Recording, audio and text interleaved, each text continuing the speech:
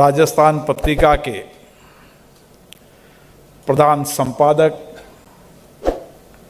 गुलाब कोठारी जी की लिखी ये ग्रंथ, जो हमारी पुरातत्व संस्कृति की झलक भी है, उसका धर्म की झलक भी है और वर्तमान भविष्य के अंदर व्यक्ति को जीने की राह बताने का भी एक ग्रंथ है। और आज विशेष इसलिए भी है कि इसका विमोचन रमन्ना साहब ने किया। गीता और न्याय का एक बड़ा नज़दीक का संबंध है और उन्होंने देश के अंदर एक सामान्य व्यक्ति को भी न्याय मिले, सस्ता सुलभ न्याय हो, उसके लिए एक व्यापक प्रयास किए गए। और जो निश्चित रूप से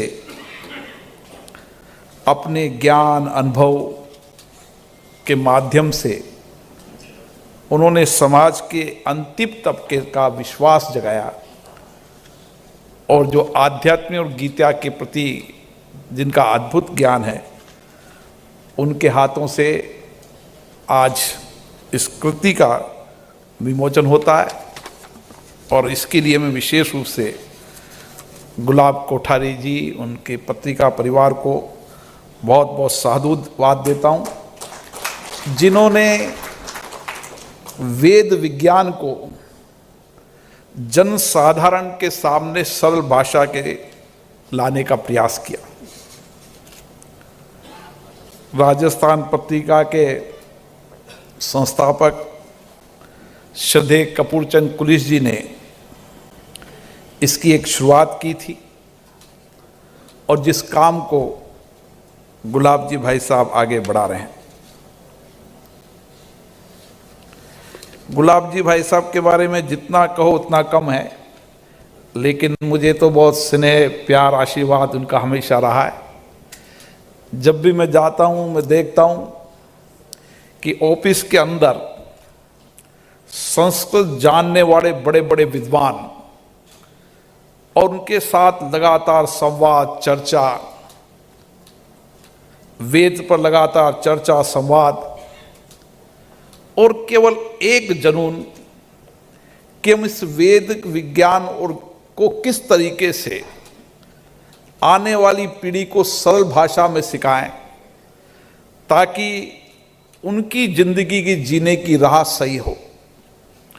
और इसीलिए इस कालजयी रचना गीता को वैज्ञानिक दृष्टिकोण देने का काम किया है। और सही मानने में हम ये देखें तो गीता एवं वेद और विज्ञान हमारी वर्तमान पीढ़ी को भी भविष्य की पीढ़ी को भी एक नई रास्ता बताने का काम करती है। ये बात सही है कि जब आप बड़े विद्वानों के सामने बैठेंगे, चर्चा करेंगे, तो वेदों के गुढ़ रहस्य को समझना बहुत कठिन है, विशेष रूप से हमारी पीढ़ी और भविष्य की पीढ़ी के लिए। तो लेकिन गुलाब जी भाई साहब ने उसी वेद विज्ञान और गीता को वर्तमान पीढ़ी को भी और आने वाली भविष्य की पीढ़ी को भी कि वह वेद विज्ञान को ठीक से पढ़ें, सरल भाषा में पढ़ें, सामान्य भाषा में पढ़ें और उसके जीवन में उसको आत्मसात करें। इस भागीरथ प्रयास के लिए मैं उनको बहुत बहुत धन्यवाद देता हूँ। वेद विज्ञान एवं शोध संस्थान के माध्यम से उन्होंने लगातार इसका रिसर्च किया, अध्ययन किया। संस्कृत को भी सरल भाषा के अंदर खुद से सीखे और फिर समाज को देने का काम किया। और इसीलिए उनका ये कृति हम सबको एक नई दिशा देगी, हमारे जीवन मूल्यों को स्थापित करने की दिशा देगी और साथ में ही वर्तमान नैतिक और सांस्कृतिक मूल्यों में आने वाली गिरावट के लिए हमें सचेत करने का काम करेगी। गुलाब जी भाई साहब जनता से सीधे जुड़े रहते हैं, एक पत्रकार हैं, लेकिन जनता से लगातार समाज सेतु द्वारा संपर्क, और समाज सेतु द्वारा भी दूर दराज इलाके के अंदर जनता से किसी सीधी चर्चा करना, जनप्रतिनिधियों से करना, समाज के अलग अलग क्षेत्रों से चर्चा करना, और उसके साथ साथ आने वाली पीढ़ी को समय समय पर दिशा बोध के माध्यम से गीता, वेद, विज्ञान के बारे में नई पीढ़ी को बताने का काम किया। और इसीलिए जब कभी स्कूल कॉलेज के अंदर जाते हैं तो उनकी इच्छा रहती है कि आने वाली पीढ़ी भी इस वेद के बारे में, गीता के बारे में, उसका वैज्ञानिक दृष्टिकोण के बारे में जाने कि ये सब हमसे जुड़े हुए हैं। और इसीलिए हम जब देखते हैं कि गीता के वैज्ञानिक दृष्टिकोण, ऐसे व्यक्ति गीता को जितना पढ़ेगा, जितना आत्मसात करेगा, वो उसके पूरे ज्ञान को तो कभी प्राप्त नहीं कर सकता। और इसीलिए लेकिन जिंदगी के अंदर कभी भी कुछ भी क्षण फुर्सत के मिले तो गीता को जरूर पढ़ना चाहिए ताकि हमारा रास्ता सरल हो जाए। ये एक आवश्यक चीज़ है। जब हम गीता की बात करते हैं तो गीता में श्री कृष्ण भगवान के निष्काम कर्म योग की बात जरूर करना चाहिए। यहाँ हमारे बीच में न्यायाधीश भी बैठे हैं, राजनीतिक क्षेत्र में, सामाजिक क्षेत्र में काम करने वाले लोग भी बैठे हैं, अलग अलग क्षेत्र के अंदर समाज के अंदर काम करने वाले कर्म के क्षेत्र में भी बैठे हैं।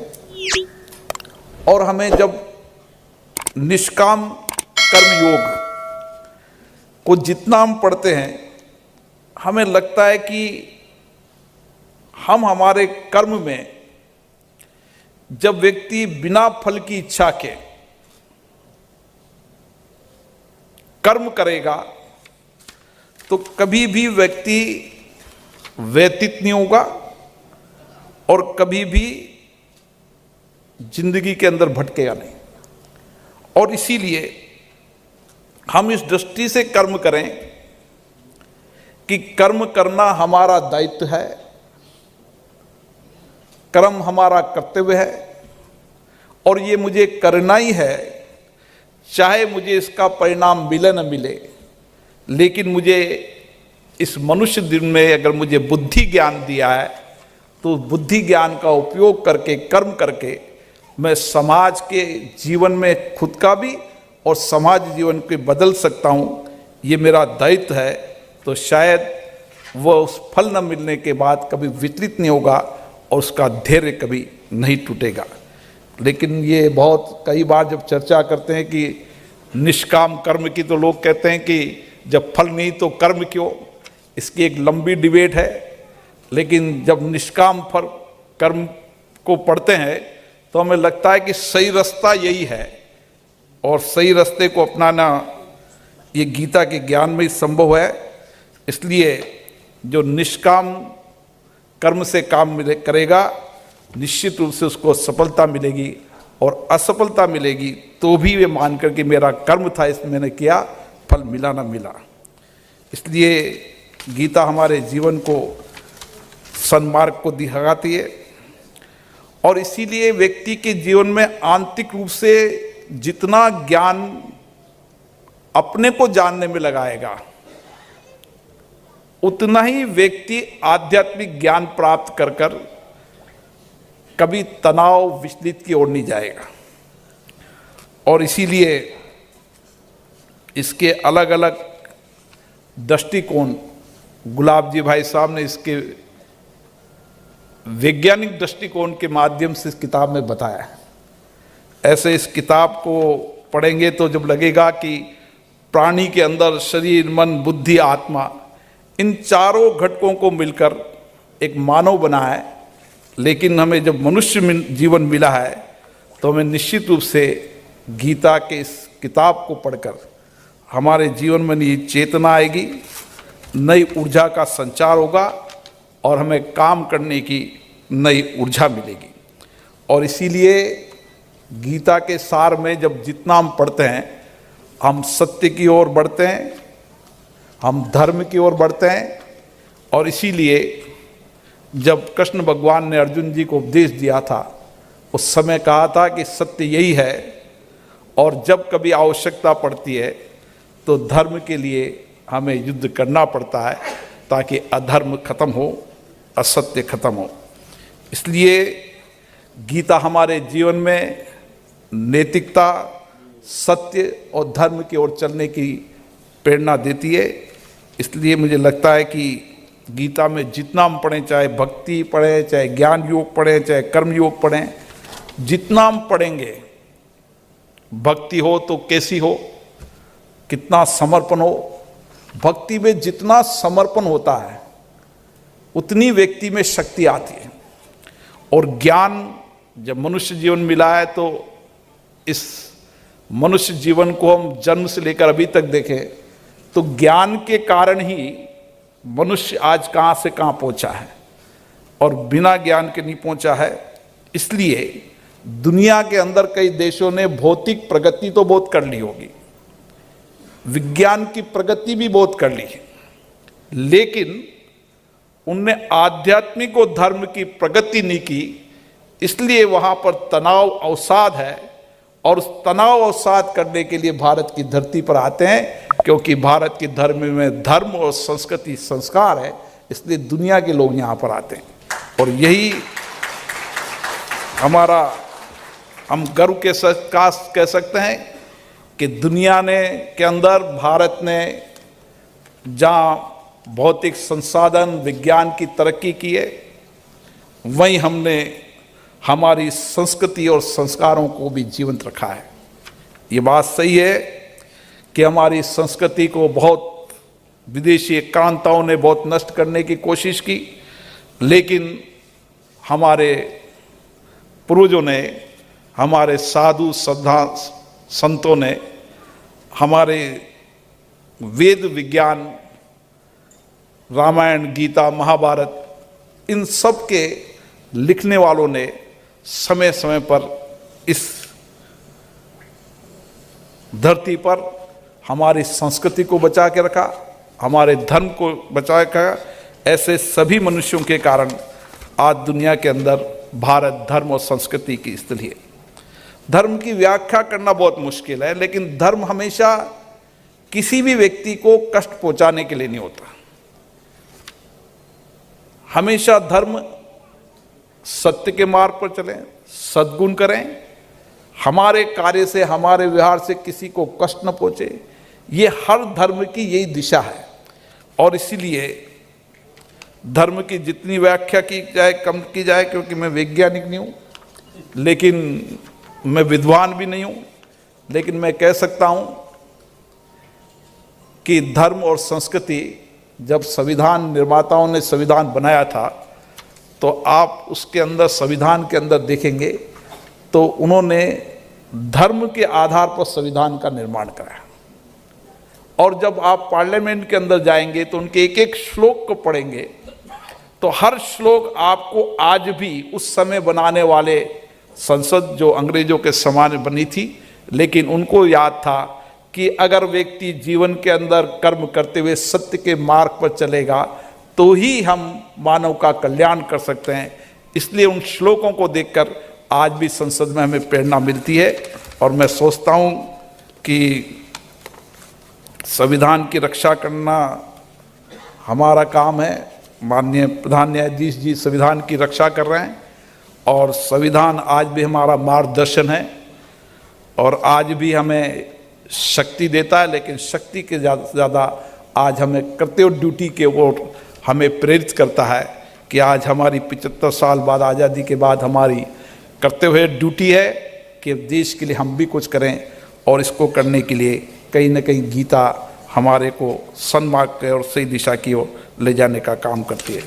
मुझे आशा है गुलाब जी भाई साहब ने बहुत सारी किताबें लिखी हैं, बहुत लेख लिखे हैं, अभिलेख लिखे हैं, और जब कभी आप उनको नज़दीक से देखेंगे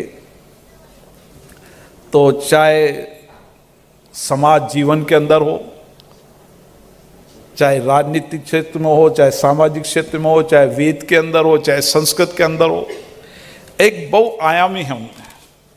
वो जब लिखने लगते हैं तो मैं कई बार देखता हूं कि पन्ने टेबल पर लिखते हुए एक साथ 10 घंटे तक लगातार लिखना, ऐसा मैंने व्यक्तिगत रूप से नहीं देखा। जिसने जीवन के दर्शन के हर क्षेत्र में लिखा है, समाज के उस अंतिम व्यक्ति को अधिकार मिले, उसको न्याय मिले, उसके लिए भी लिखा है।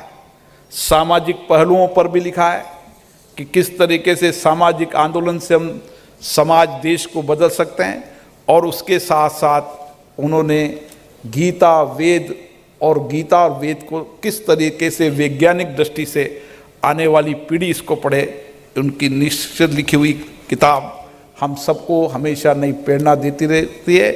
व्यक्ति जीवन में रहे न रहे, उनके लिखे हुए लेख हमेशा समाज को प्रेरणा दिशा देते रहते हैं। मैं इस मौके पर गुलाब कोठारी जी को बहुत बहुत धन्यवाद देता हूं। विशेष रूप से मेरे आग्रह पर माननीय प्रधान न्यायाधीश जी ऐसे आते नहीं हैं, मैंने उनको आग्रह किया, वो यहाँ पधारे, उनको विशेष रूप से बहुत बहुत धन्यवाद।